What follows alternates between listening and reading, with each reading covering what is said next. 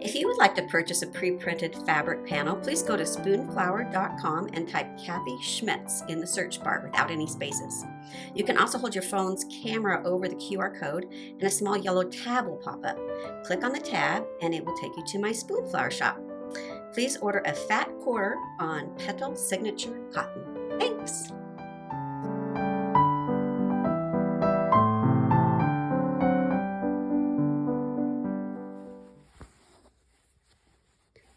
Today I'm going to show you a couple of stitches on this July block. We have a sweet little bird here sitting on his branch, and this is a very simple month. We only have the stem stitch, running stitch, and the fan stitch, also called the ray stitch. One thing I'll show you here, the beak, those are just one individual stitch each, the top and the bottom. And the eye is one teeny tiny little stitch. So for running stitches, these are small, but not as small as some of the other months. So if you're just very careful, you can just take it one stitch at a time, up and down, just like a quilting stitch. I find this very relaxing to do, because you don't really have to think about it too much. I like being able to just stitch right over the lines that are already on there. And just by making a few little stitches, it's always wonderful for me to see what kind of a texture it makes. And all it is just a whole bunch of little tiny straight stitches. So I'm going to finish filling in the running stitch, and then I'll go over a couple other things. The running stitches are all done, and so I've just jumped over here, and I'm doing a row of stem stitches for his body. And I wanted to remind you, if there's a curve, you're going to carry your thread on the outside of that curve.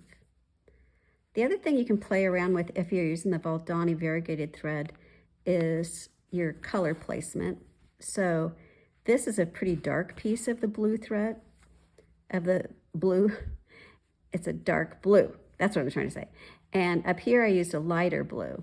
So it kind of makes that really separate, and I don't know if it will show up too much on the camera there, but it does make it a little bit more of a statement there.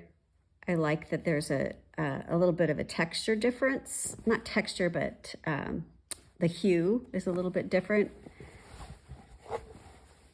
So just something to think about if you want. If you're using DMC, of course, that'll just be one solid color. But it is fun to kind of play with your placement of the thread colors when you're working with the DMC. So I'm going to finish this up. And another thing I wanted to show you here is this branch. This is an offshoot of it. And if you can see that line there, there's actually two lines of stem stitching that meet into one, because he can't just be sitting on a skinny little branch. It needs to be a little sturdier. So that's why it's a little thicker.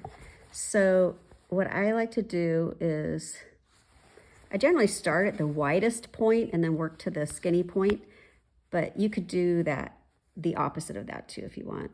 You could start at the thin part and work to the skinny part, but I'm going to show you kind of how I like to meet them up. So I'm carrying my thread on the outside because it's a curve, and because I want to leave that little bit of space in between those two rows. So there's only one or two stitches where they're not touching, and then they start touching. So I'll take a couple more where they're touching. And then I'm going to take this last thread and actually come down into the center of the previous row to kind of split it, because I want that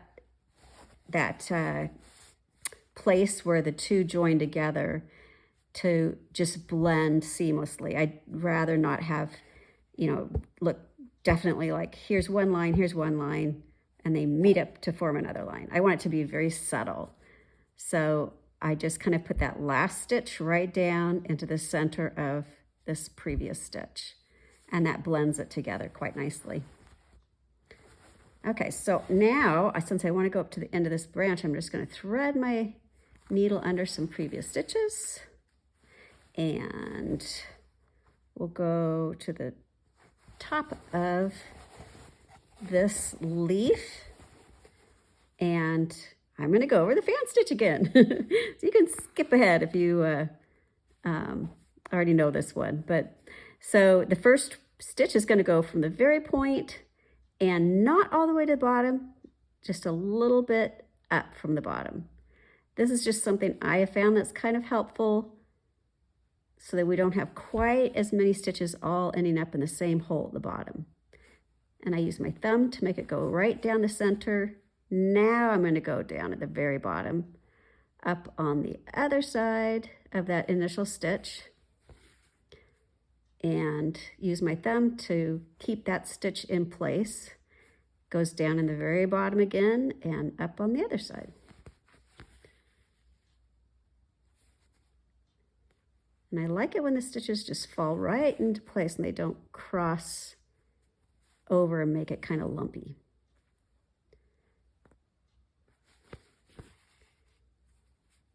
Okay, and this will be the last stitch on that. I think that looks good. And then we just have one more leaf, and this one's done. This was a very quick one, so hopefully you stitched it up as fast as I did.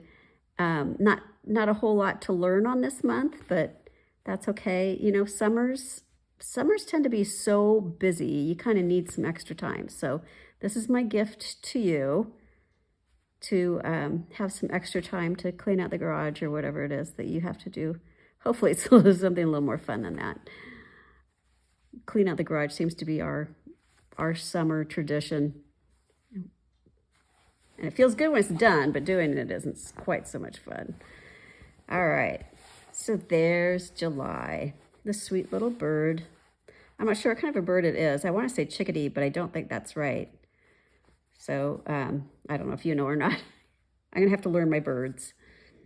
So thank you, and we will see you next month. Bye.